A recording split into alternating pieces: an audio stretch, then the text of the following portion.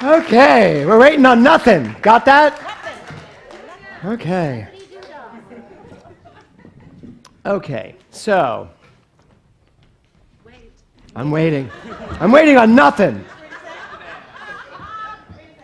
So, I bet when you listen to this song, at least this has happened for me, I listen to some of those lyrics and some of them really get me. Like, oh my God, I am still waiting for that. I am waiting till I get older. I don't know how old I think I have to get, but I'm waiting till I get older. Maybe then it'll happen. Or I'm waiting till I have enough money. Or I'm waiting till I'm in better shape. That's not it. I'm waiting till I'm waiting until I know more. I'm waiting until I know the answer. That's a big one. Y'all have that happening sometime? I want to make sure I know what it's going to be before I step into it. I want the outcome before I put any investment into it. Because I'm not going to invest in something that might fail. So I wait. So I wait, and I wait, and I wait. And all of these things that we talk about in this song, I'm waiting for nothing. Now Daniel's version of this is, I'm not going to wait for anything anymore. Don't you get that that's what the song is?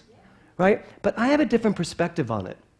And I'm sure it's because of the Ralph Waldo Emerson class I'm teaching. But I think waiting on nothing, another way to look at this is to really understand that everything we're waiting for is actually nothing. Every one of those things is nothing because it's all in the world of form. All of the results of life are nothing. There's no energy there. The only energy is in the waiter. The waiter. The waiter. Not the person that serves you. The person who's waiting, right? That's the only place where the power is. I can say I'm waiting for the answers. The power is not in the answer. The power is in that which allows the answer to come forward. So really, everything we think we're waiting for is absolutely nothing. Now, the title of my talk today is, What Are You Waiting For? What are you waiting for? I'm going to give you a minute to just give some thought to that and just ask yourself, is there anything I'm waiting for to do whatever it is I want to do? Is there something I'm waiting for? I don't know what Jamie's waiting for to actually make the decision to take a vacation. It may be a lot of things, and I like his idea that you shouldn't rush in, but I think we also use the excuse of we shouldn't rush in to never even walk in. I don't want to rush in. Let me get all the answers. Let me make sure I know everything I need to know. Sometimes when you get something like take a vacation, it's there for you to just take a vacation. Just do it. Just do it. Do it now. So, is there anything in your life that perhaps you're waiting for? And if there is, waiting to do, waiting to be, waiting to create, waiting to experience, and if there is, see if you can get in touch with what it is you think you need to make that decision, to move forward. So the title of my talk, as I said, is What Are You Waiting For? But and Jamie's right, you work on these things that you want to talk about, but of course, by the time I get here, an entire lifetime has gone by since even this morning when I looked at it again. Because the answer really isn't, what are you waiting for? The question isn't, what are you waiting for? The question is, who's doing the waiting? Who is waiting? The who is much more, bless you, much more powerful than the what. Teaching Emerson these last 2 weeks, Ralph Waldo Emerson, in his essay on history, talks about who we are. And he basically says that living is the avail, not the having lived. Living is what avails us of all the power in the universe. Living in this moment, not the having lived. And he also had this great insight about the idea that who we are. When I say who's doing the waiting, you may think you know who you are. And I know most of us talk about being authentic, being our authentic selves. But what if, in fact, we are not being our authentic selves, even when we believe we're being our authentic selves? What if we're not being our authentic selves because, in fact, we have spent a lifetime creating a personality that is a reaction to everything that comes along from birth? So that when I'm born into a specific type of family. For me, I was born into a family of a police officer and a housewife. and everyone around me were police officers, and everybody, my grandfather was a fireman. So I was born into this very strict Catholic family who, when we had to leave the table, it had to be, "May I be excused, sir?" It was always, "Yes, sir," "No, sir." Can you even imagine me living like that? I was really a challenge for my folks. And so growing up like that, what's authentic? I am being taught to be this, or I'm being taught to be this and I'm a renegade against it. And even the renegade isn't who I truly am. That's just the reaction to this. And I grew up my entire life thinking I was an angry young man, like Billy Joel sang about. I really believed I was an angry young man. I was a renegade. When we bought this building, the sign out front said renegade. This building was called the Renegade Theater. It had a huge red sign that said renegade. Of course I thought I should buy it, because I still believed I was a renegade. As a minister, I feel like I'm a renegade sometimes, and yet it's just a reaction. And I gotta tell you, these last 2 weeks with Emerson has cracked me wide open. I'm walking around literally like, who am I? Because if I'm not everything I thought I was. So there's my childhood. I get into high school, and I have a really good time in high school. High school's great. I find musical comedy. I find musical theater. And all of a sudden, that's who I am. Except that I think my finding musical theater was a way for me to escape. I think I used being in the shows as a way to escape. Now, that's not to say there's not something in me that wants to do that. That's true. But as I moved through college and moved into my professional career as an actor, I didn't gain a lot of happiness from acting. I landed on Broadway starring in a huge Broadway revival, and I was unhappy. Looking back, I just thought it was Jerome Robbins' fault, as most of us did. But it wasn't totally his fault. Right? No, it's my reaction. Of course, how did I land in the role of Riff in West Side Story? One of the most difficult roles to dance and the most volatile character to play when I'm like this, not that. Because I was a renegade. That's what I saw myself as, and they must have seen it too. So here I am creating a full life and a character and a personality, but is it my authentic self? Is it who I really am? Well, it's a good question. We continue going. I find Science of Mind. I find Eric Butterworth and Unity, and I'm starting to hear all of these amazing things. And yet what Emerson would say is, are you now just a reaction to that? Are you just reacting to that? And I would say the answer might be yes. Or am I just reacting to this because I so abhor Catholicism? Have I found this as a reaction to not wanting this? And so Emerson asks us to open our minds and our hearts to not knowing anything, which is why he says living is where the energy is. This present moment, this energetic force of nature that is flowing through me right now, and not the having lived. Disassociate yourself as best you can from even what you thought yesterday. And he is Emerson. It's so funny. As I'm getting all of this from him, I'm also understanding he is a reaction to his religion of the time, because he is such a renegade. This man is constantly talking in these essays about how everything that's come before just shouldn't matter. But there's such a volatile energy around it when you read it. There is a majestic energy to all of this. And when you stand right where you are and understand that everything there is to know is right here, right now, and it is not predicated on any of that, that gives me the power to say to myself, oh my God, everything I want to accomplish in this lifetime is possible because the power is here and it has nothing to do with that, which is what principle is not bound by precedence means. It's all right here, right now. And he goes on to say in that essay, he says, be yourself. Refuse to imitate. Be yourself. Refuse to imitate.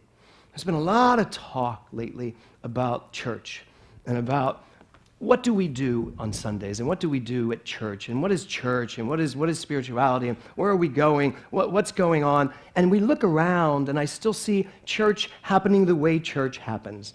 You know, we have been working, Karen and I, very hard to just mix it up, change it up, find a new way. Because to the degree that we get caught and stuck in what we're used to doing, we are not allowing for whatever's new to come through. And that goes with all of our lives. Everything you think you're doing, because you're doing it the way you do it, perhaps you're doing it based on a lifetime of reactions that has caused you to now behave this way. Have I confused you enough yet? Because I got to tell you, this is what's been going on with me for the last 2 weeks. I sit there and I read this essay and I prepare what I'm going to say about it, and my head just literally expands. Just literally expands. And I start asking myself, do you really know who you are? Do you really want to be a minister? I keep hearing yes. Do you want to do it like this? I keep hearing no.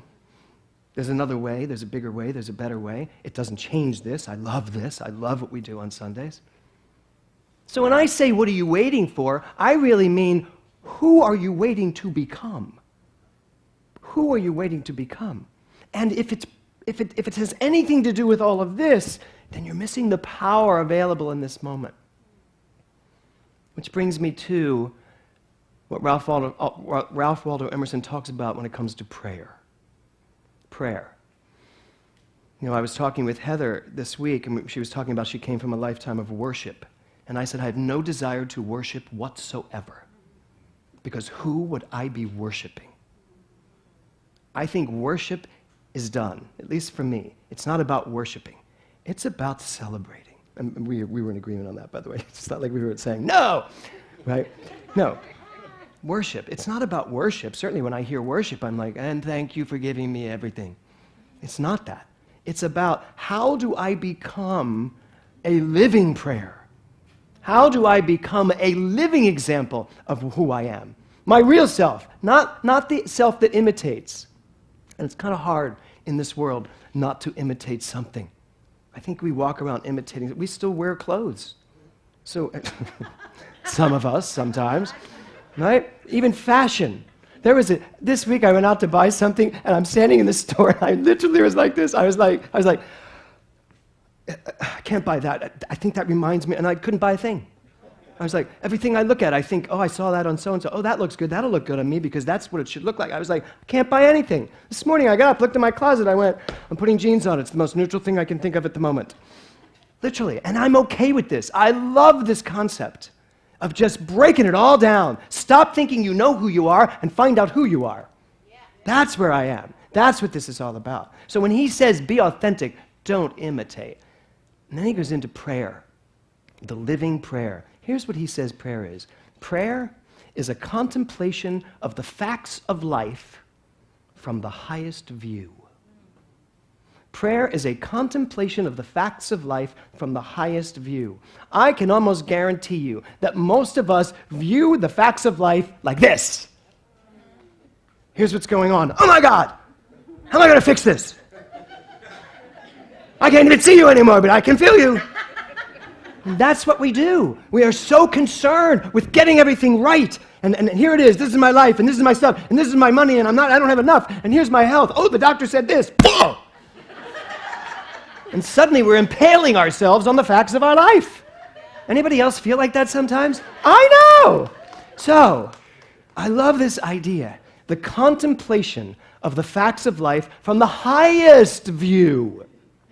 The highest view. Now, that does not mean you have to go to an ashram at the top of a mountain and sit to understand your life. Because then guess what? You're not living it. Your life's down at the bottom of the mountain. You are avoiding it.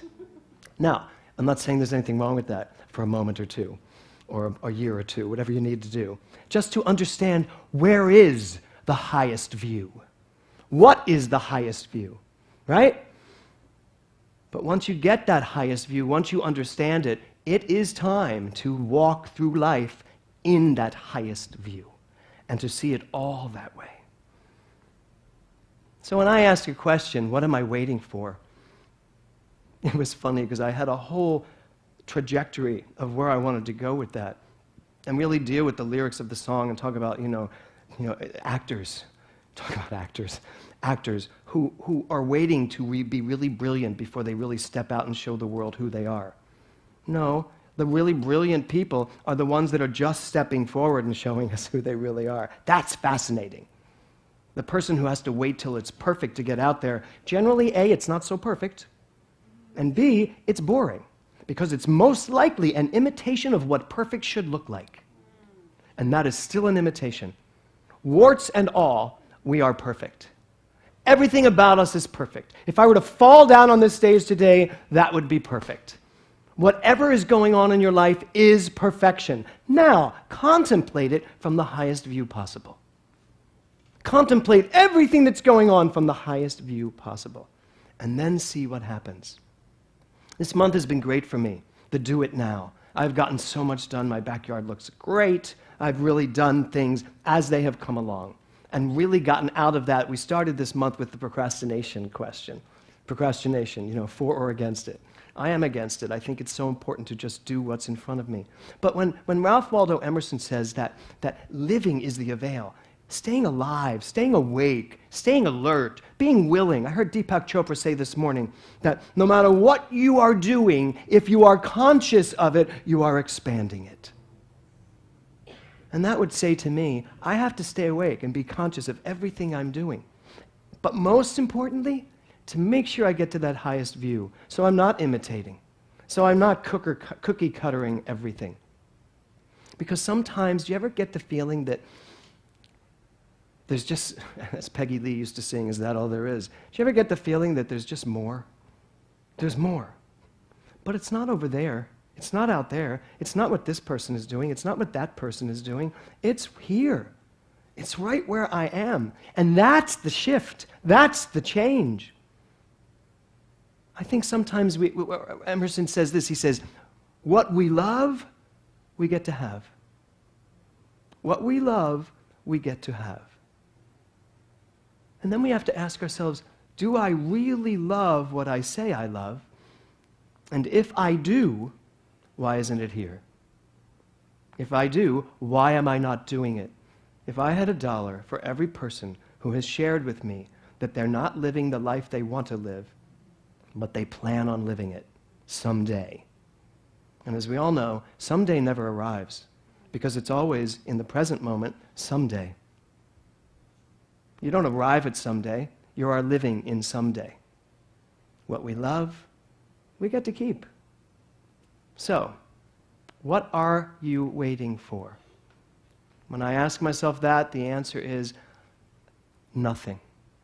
Because I start to understand it's all nothing.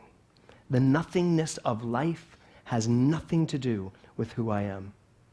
It's just the game. It's just the play of life upon itself. It's how I create. It's what I create. But who I am, who I really am, I know who that is.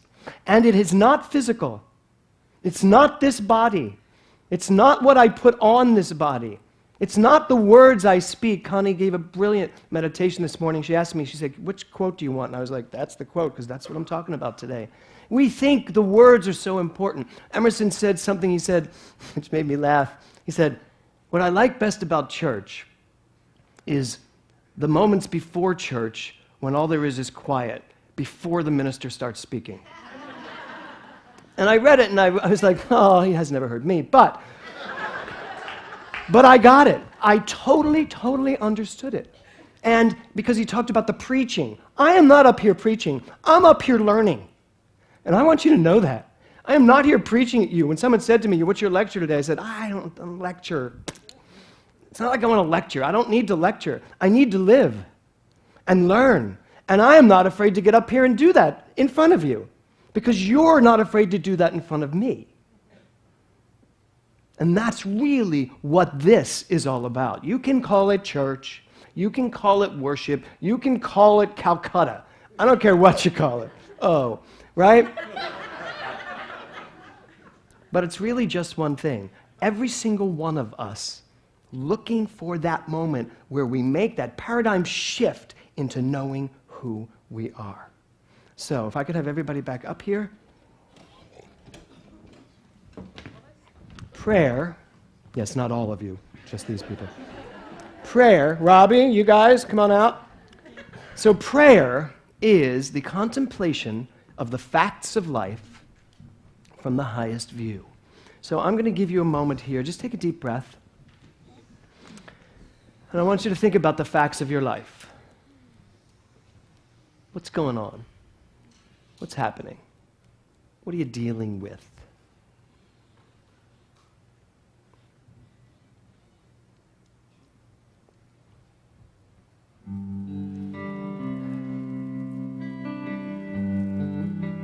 Living is the avail, not the having lived.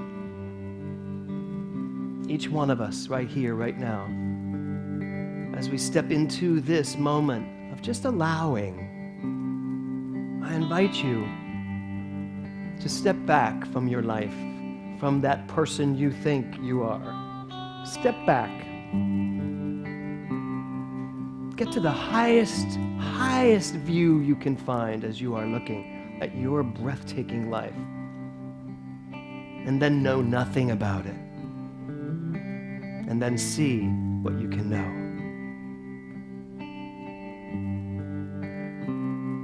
So sacred, so blessed, so precious, this love, so sacred, so blessed, so precious, this love. Sing it. So sacred, so blessed,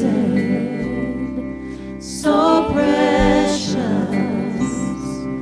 this love. Sing it one more time. So sacred, so sacred, so blessed, so blessed, so precious, oh, this love. I will share, I will share, I will share, I will share, I will share, I will share this love.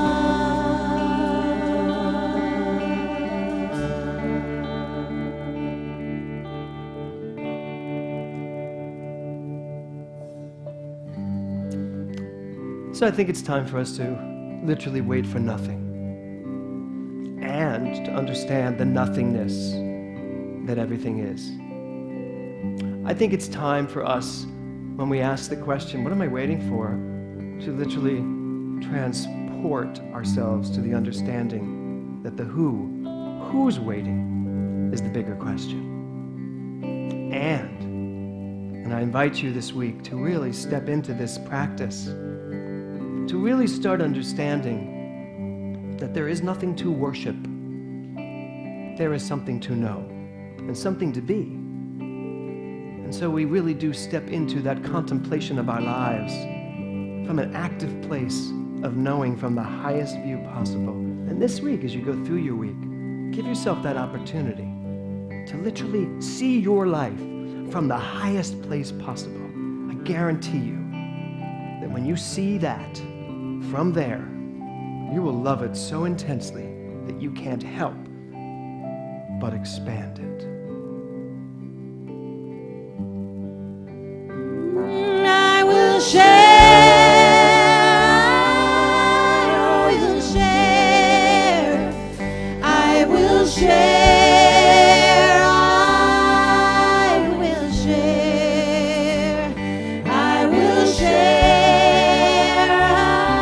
I will share this love.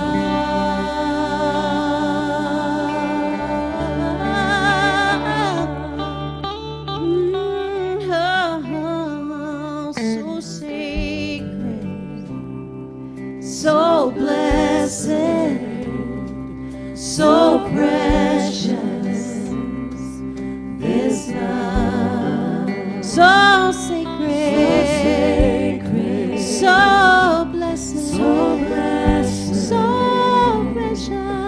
so precious. This love, this love, this love, this love, this love.